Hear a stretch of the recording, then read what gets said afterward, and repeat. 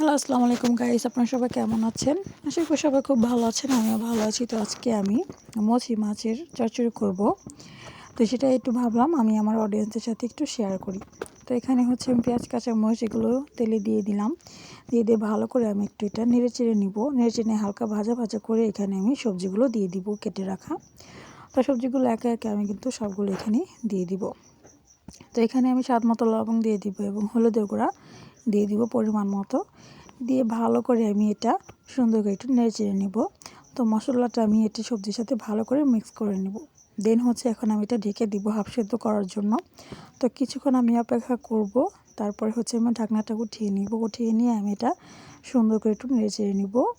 নেড়েচেড়ে নিয়ে দেন হচ্ছে এখন আমি এখানে মাছগুলো দিয়ে দিব। তো মাছগুলো কিন্তু এখানে আমি সবগুলো দিয়ে দিলাম। দিয়ে ভালো করে একটু হালকা আলতোভাবে একটু নেড়েচেড়ে নিতে হবে যাতে মাছগুলো না ভাঙে। ভালো করে নেড়েচেড়ে নিয়ে দেন হচ্ছে এখানে পরিমাণ মতো একটু পানি দিয়ে দিতে হবে। তো পানিটা দিয়ে দেন হচ্ছে এখন আমি একটু হালকা নাড়াচাড়া করে নিব। নাড়াচাড়া করে নিয়ে দেন হচ্ছে এখন আমি এখানে কতগুলো সজপাতা দিয়ে দিব। সজপাতা কিন্তু আমি দিয়ে দিয়েছি। তো দেখুন অনেক সুন্দর কিন্তু বলক আসছে। তো দেখুন আমার কিন্তু চচ্চড়িটা প্রায় হয়ে গেছে।